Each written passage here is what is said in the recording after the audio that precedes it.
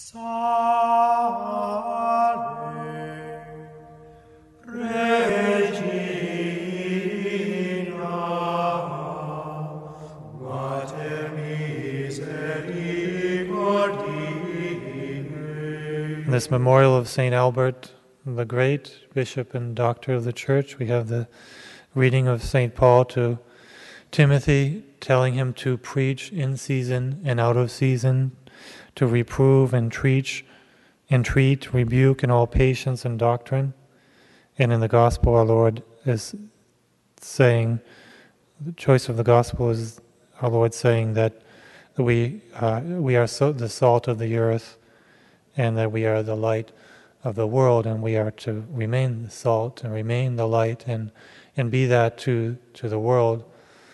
And so we see our role as preachers and as examples, as lights to the world, as opposed to just being by ourselves, by practicing our faith in our home or just in our room and keeping it to ourselves, being that island to ourselves. We're not to be that way. We are to see ourselves as instruments, as torches into the world, as that savor that brings good taste to the world. And we can say that the world is going to hell in a handbasket, and if we don't do anything, so many people are just going to go with the flow and flow down to hell. But we are to infuse and inject into the world the teachings of the gospel, the teachings of Jesus, the beautiful teachings of Jesus, which are not self-explanatory. They're not something that we're born with. We're born with instead this tendency to sin and evil, and we're caught up in it. We're caught up in this whirlwind, this whirlpool of cesspool, you could say, of the world, and we need to pull people out of it. And in order to do that, we need to inject into the world the truth, the doctrine. We need to preach.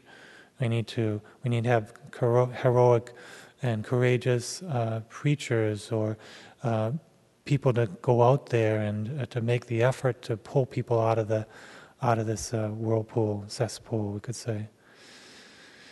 And so that's what St. Paul is telling Timothy to do, and telling us too as Christians. We who have the good fortune of knowing the truth, we need to go and share it to the world in a way that lifts us out of our sofa, out of our comfortable seat, out of our sitting behind the television, or kicking up and laying down or whatever.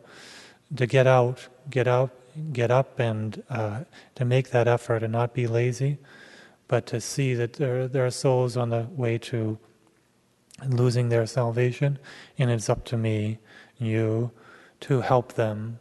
And that's what preaching is. It's a help to people, a reminder to people, and a salt into their food, so to speak, and a help to them. That's what preaching is, as opposed to entertainment we see on television, or talks that are only like comedians up on the stage to entertain people. Preaching is not that.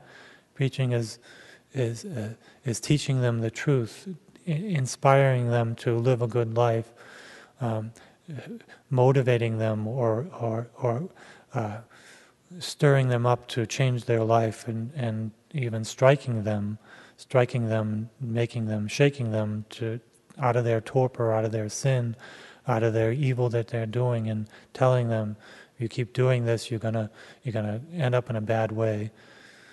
And this is what preaching does, and it's not a pleasant thing to do. Sometimes it's a thankless task, but many times it is rewarding, and it is something we all are called to do, to preach and to speak and to help people to come to know the truth and to change their life and to live a good life and to have that hope for salvation.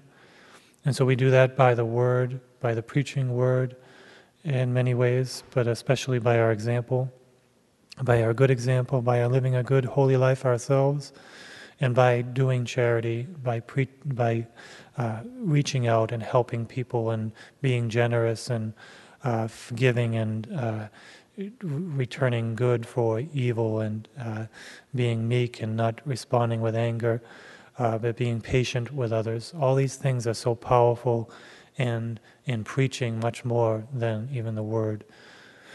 So we're reminded to do that in the gospel today with the example of St. Albert, the great and doctor of the church, to be preachers, to be that light to the world and that salt to the world that never loses its savor.